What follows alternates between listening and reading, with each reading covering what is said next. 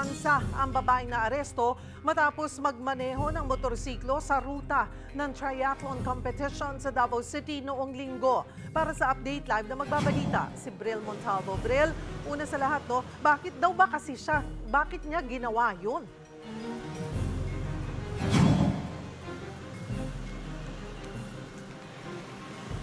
Cheryl, nakausap natin kanina sa selda ng Turila Police Station dito sa lungsod. Ito nga lady rider na nakilalang si Crizel Ana Cabo.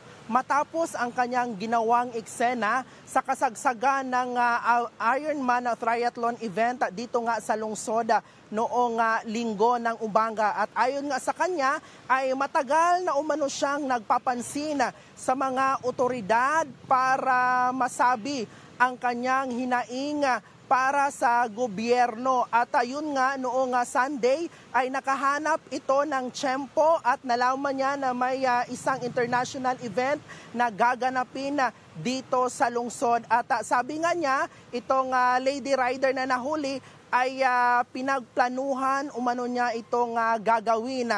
At nakahanap nga siya ng tiyempo noong linggo. Ang ginawa niya, Cheryl, ay pumasok siya doon sa linya ng bike course dito nga sa Davao City, itong triathlon event.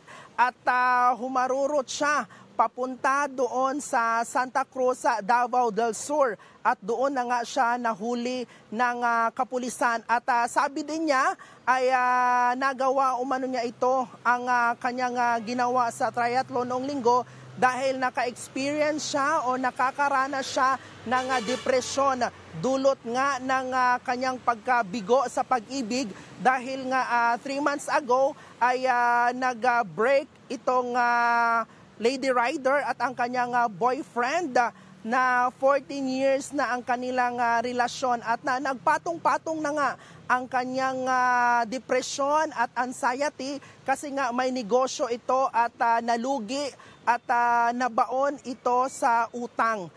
Yun yung paliwanag nitong lady rider, Cheryl. So mental issue ang kanyang na-experience ngayon, may mental health problem siya.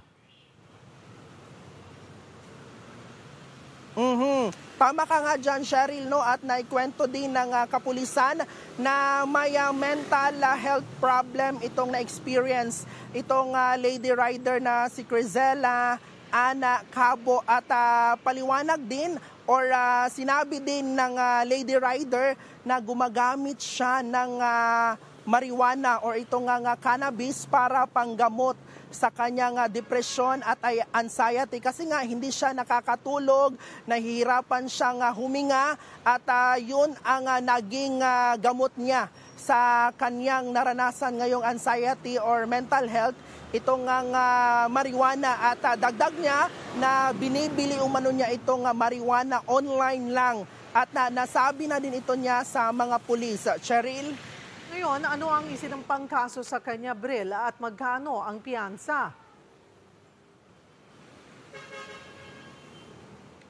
Cheryl, naharap ngayon sa patong-patong na kaso itong ang nahuli na lady rider. Kabilang na dito ang paglabag sa Article 151 o ito nga disobedience or resistance in person with authority. Kasali na dyan itong paglabag sa traffic law at maging itong paglabag sa helmet law.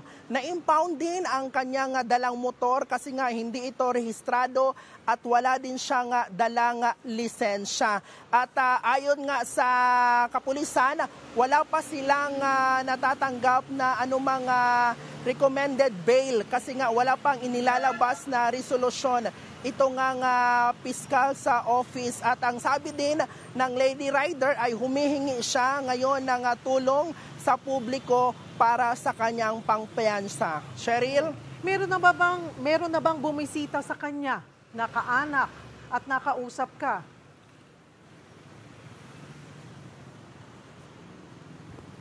Yes, Cheryl, ayon nga kanina sa lady rider ay bumisita na sa kanya ang kanyang pamilya at sabi nga niya is for the meantime wala pa silang maitutulong na pangpiyansa sa kanya Kaya nga humihingi ito ng tulong itong lady rider sa publiko para sa kanyang pangpiyansa. Pero yun bang mga kaanak niya ay sinabi na talagang mayroon siyang mental health issues? Yes, Cheryl, tama ka nga dyan. No? Nakausap din ng ating kapulisan itong pamilya ng Lady Rider at sabi nga nila na naka-experience na umano ito ng depression ang kanilang kaanak.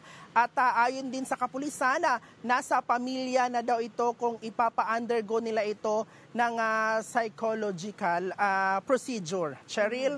Kumusta naman yung naabala niyang triathlon event? Masasabi ba na nagkaroon din ng lapses dahil nakalusot yung babae sa ruta at ang dami niyang nalampasang pulis bago siya na-corner?